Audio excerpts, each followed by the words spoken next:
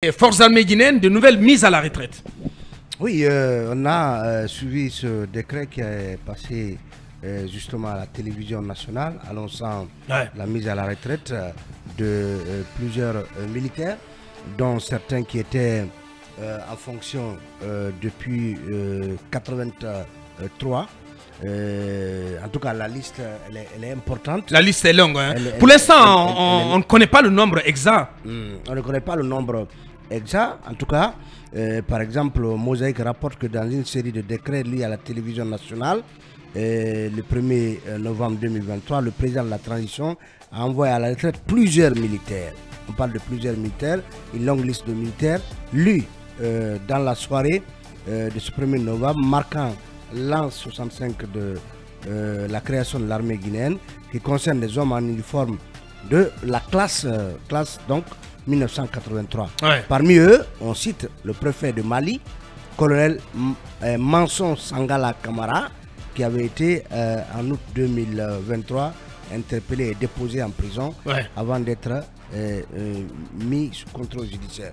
Donc c'est pratiquement une tradition que à chaque 1er novembre, donc fête de l'armée guinéenne, qu'il y ait des départs à la retraite. Donc on attend d'avoir une liste plus exhaustive. Ces précisions importantes, Talibé. Et le décret précise qu'un congé libéral de 3 mois allant du 1er novembre, donc d'hier, du 1er novembre 2023 au 31 janvier 2024, donc un congé libéral de 3 mois est accordé aux intéressés, donc à ceux qui ont été mis à la retraite à partir d'hier, pour la constitution de leur dossier de prix et de pension. Ils ont 3 mois pour consulter leur dossier de pension. Pendant cette période, rapporte le décret, les concernés vont continuer à bénéficier régulièrement de leur salaire et accessoires de salaire, mais cessent toute activité de service.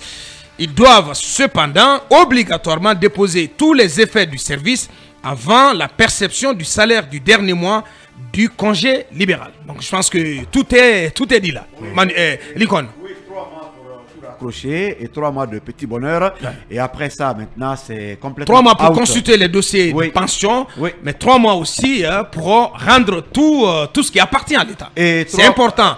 Est-ce que la perception du dernier mois de salaire est conditionnée à cela, mon cher. Donc pendant ces 3 mois, ils ont des petits avantages encore. Mais après ça, c'est-à-dire ils sont complètement coupés de l'armée. C'est pourquoi ils doivent tout rendre. Mais Abakar, ce que j'ai déploré dans cette affaire de décret, c'est peut-être la RTJ. On va interpeller notre grand frère. Il y a 33 policiers qui sont parmi les mises à la retraite. Allez, on va interpeller les douaniers également. On va interpeller notre grand frère Fana Souma. Mais Abakar, ça dit tout un journal est consacré au décret. C'est comme si à l'époque, les résultats de bac, on les disait à l'antenne, vous asseyez. Mais pour une télé professionnelle, vous n'avez pas besoin de citer 1000 noms à la télé. Mais c'est cassant. Mais si c'est ce qu'on leur demande, si c'est ce qu'on leur demande, c'est pas normal, Abakar. C'est pas normal. La RTG est un service public. C'est le miroir de la Guinée. Est-ce qu'à l'étranger, on va s'asseoir pour le résultat de la retraite pendant 1 heure du temps? C'est pas normal.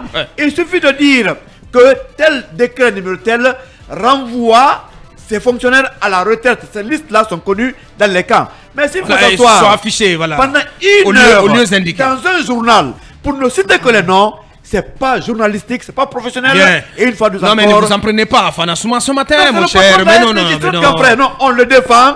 Si, en tout cas, il agit professionnellement. Mais nous voulons que la RTG, il nous écoute, soit professionnel.